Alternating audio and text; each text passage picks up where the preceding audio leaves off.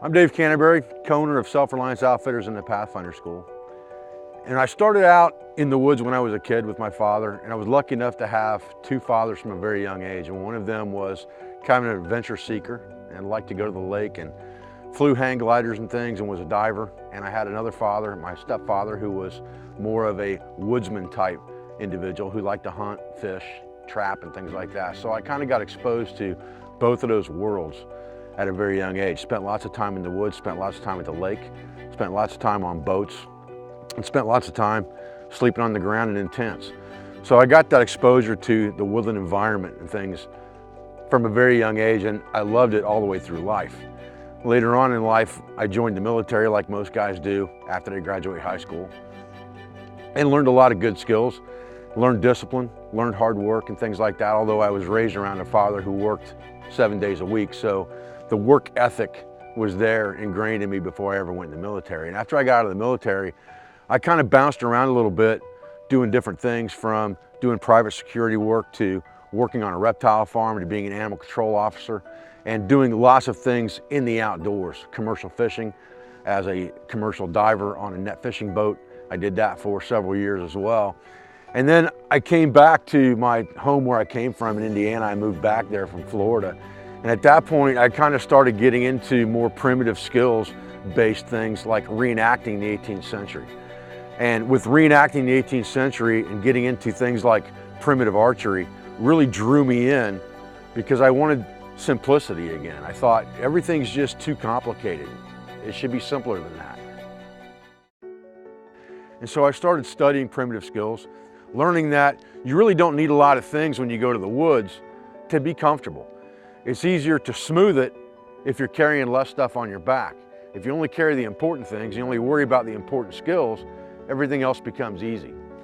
And that led into teaching those skills that I had learned, from bow making to flint knapping to starting fires and making shelters, sleeping outside, navigation techniques that were beyond just map and compass. And those things led me into starting my own school.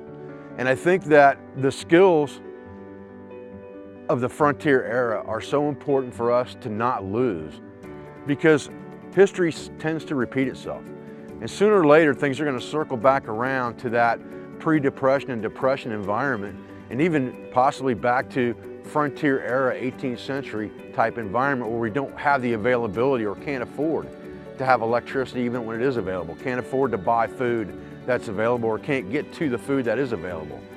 And being able to live off the land, create our own tools, and build our own structures, and work with wood and work with metal are very important skills. And I think if we don't pass those skills on in this day and age, where kids grow up in the environment of computers and internet and cell phones and texting and selfies and FaceTime and all of that garbage, we're gonna lose it. And if we lose it and something does happen where we have to revert back to those old time skills, no one's gonna know them anymore.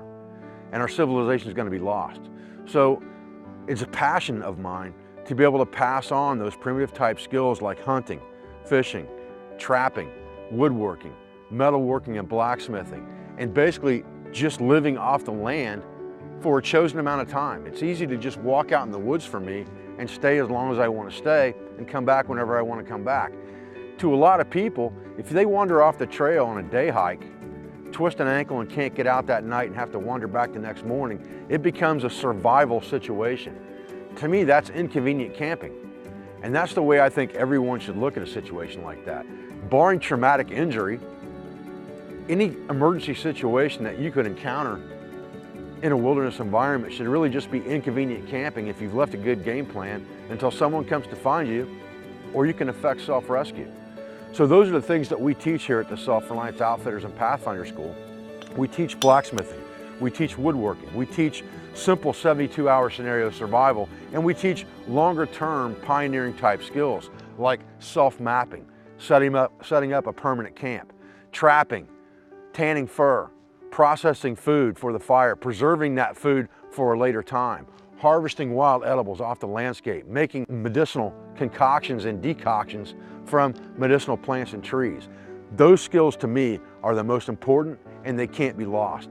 And so that's my passion here at the Pathfinder School, and my passion for the future, from not only the television shows that I've done, to the magazine articles I've written, to the books that I've written, like Bushcraft 101 and Advanced Bushcraft, and the book that I'm preparing to write now on bushcraft cooking and preserving food.